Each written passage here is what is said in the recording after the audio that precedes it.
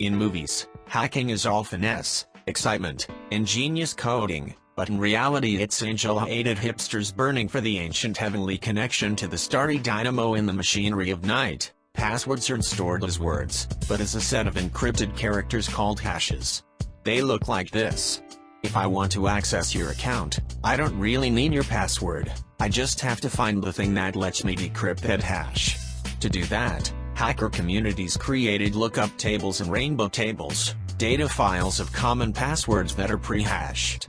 Password 123 hashed is this, app 12,345 hashed is this. If a hacker did this beforehand, and has millions of passwords, they just compare them and they can get access to your account.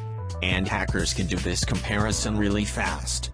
In a test for Ars Technica, a computer could try 350 billion combinations every second, 350 billion password guesses every second. How common does your password feel now? But companies have a weapon against rainbow tables. It's called salt, not like literal salt. It's basically taking random chunks of code and tossing them into the hashed password. As our AP Donna says, it changes the flavor. If salted hashes are found, the rainbow tables are useless, they'll never find a match.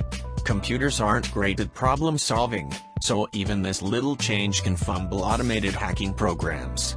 Without the tables, everything takes longer. Hackers have to find out how the salt was added, beginning of each password? After the 15th character? Is it different for every user? They may have to figure out what the salt characters are. One encoder crypt puts $2 Australian dollars at the beginning of every hash.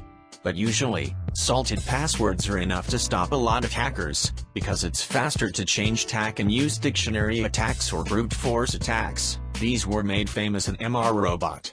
Dictionary attacks use word lists to take common passwords, like password 123, and just try them out. They salt and hash them on the fly, and compare them to passwords in the database at the speed of light. Brute force attacks are even more crazy, starting with say, AAAA salted hashing it various ways, and then compare those to the database, then OG, you get it.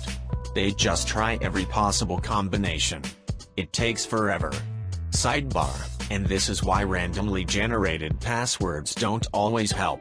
In a 2014 study done for DARPA by a security company, half of our random passwords use the same 5 patterns to construct a randomization. Because nothing's actually random, we have a video about it. Hackers know this and just copy those methods and add them to the pile of known passwords.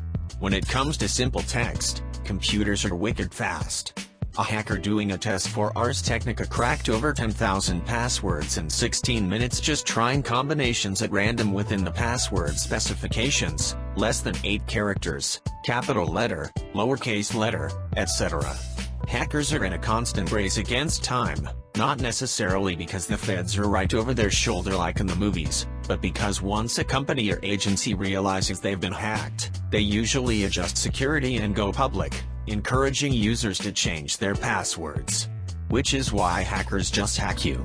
If you're on an open Wi-Fi network without a password, you're basically shouting your passwords for anyone listening to hear. Some hackers will set up fake free Wi-Fi points to get common passwords and email addresses. Still, others just use spam.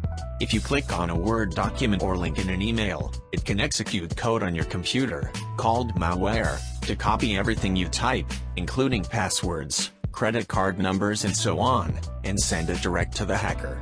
And still, others pose as Facebook security, or as a representative of the bank, or as the IT department. Some will call you on the phone. Never ever give someone your password ever.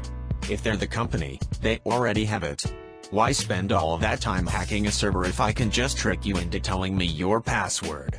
The moral of the story, other than hacking is crazy interesting, is to use long, complicated passwords. And never use the same one twice. Long passwords are harder for dictionary and word list-based attacks to solve quickly. It's actually less important to use passwords where letters are numbers, but instead use a long set of words. Like correct horse battery staple or song lyrics, easy to remember, but so long it would take a hacking program years of computing time to guess. It's sort of like that old joke about running from a bear. You don't have to be the fastest, you just don't want to be the slowest.